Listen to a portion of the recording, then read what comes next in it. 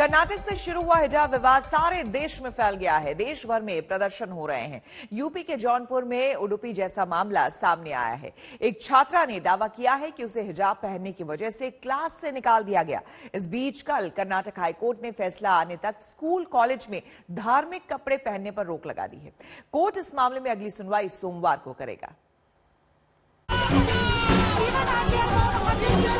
क्या पहनेंगे क्या नहीं पहनेंगे ये कोई तय नहीं करेगा, कोई सरकार तय नहीं करेगा हम क्या पहनेंगे।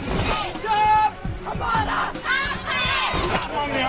लड़की को क्या पढ़ना चाहिए वो लड़के डिसाइड करेंगे, न कि देश का प्रधानमंत्री और शिक्षा मंत्री को डिसाइड। यहाँ पर जो स्टूडेंट्स आए हैं प्रोटेस्ट करने के लिए उनको बस में डालकर इन लोगों को यहाँ पर डिटेन कर लिया गया है।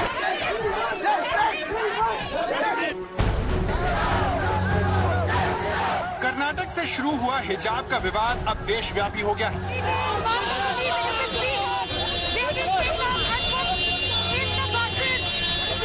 हिजाब के समर्थन और विरोध में खुलकर प्रदर्शन हो रहे हैं।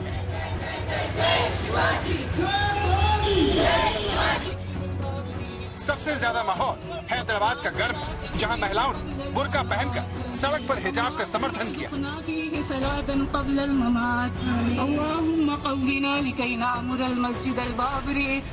हैदराबाद में महिलाएं अगर प्रार्थना कर रही हैं, तो हिजाब के समर्थन छात्र नारेबाजी करते हुए पूरे शहर में दिखाई देते हैं। हिजाब हमारा, हिजाब हमारा, छीन के लेंगे हक हमारा। कर्नाटक में हिजाब बैन के विरोध में हैदराबाद के कॉलेजों में प्रदर्शन की झड़ी लग गई।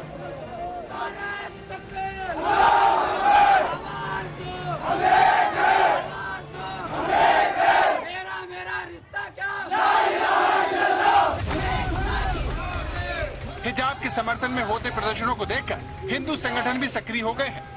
आपके सामने पुणे की तस्वीर है, जहां पर केसरिया साड़ी पहनकर महिलाओं ने यात्रा निकाली।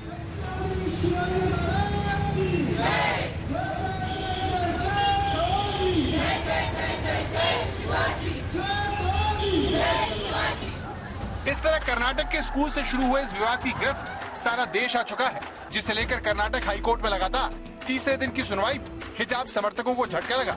हाईकोर्ट के चीफ जस्टिस की अध्यक्षता में 3 जजों वाली बड़ी बेंच ने कहा, हम जल्द से जल्द फैसला सुनाएंगे, लेकिन शांति होना जरूरी है।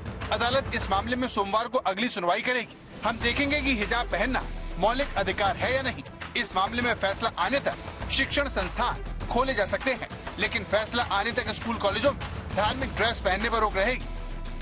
Karnataka high court has heard the matter and they have passed an order that they are going to hear the case day by day, day to day basis, and they have appealed all the stakeholders not to precipitate the matter, and they have said that all the schools can open, colleges can open, but no religious dress code should be followed from both the sides, not one side, from both the sides. And I think the High Court 3-member bench has shown its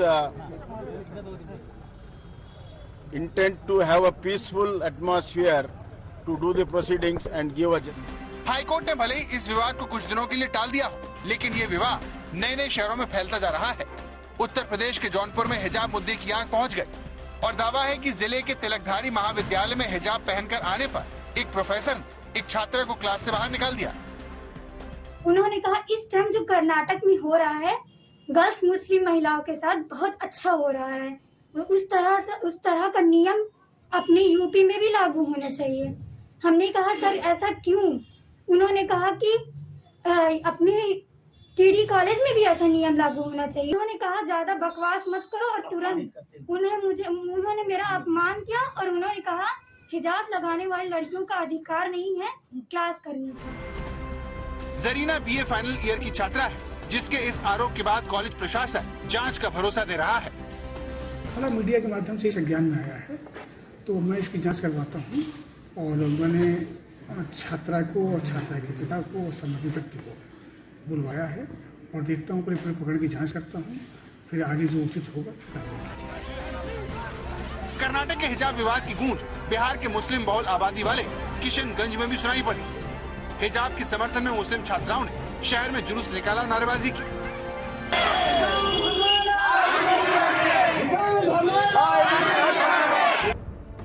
हिजाब पर बढ़ते इस विवाद ने supreme court में भी दस्तक दी है। Supreme court में भी इस विवाद को लेकर सुनवाई की याचिका दायर की गई। कपिल सिब्बल ने इस मामले को मुख्य न्यायाधीश एम.वी. रमन्ना के सामने उठाया।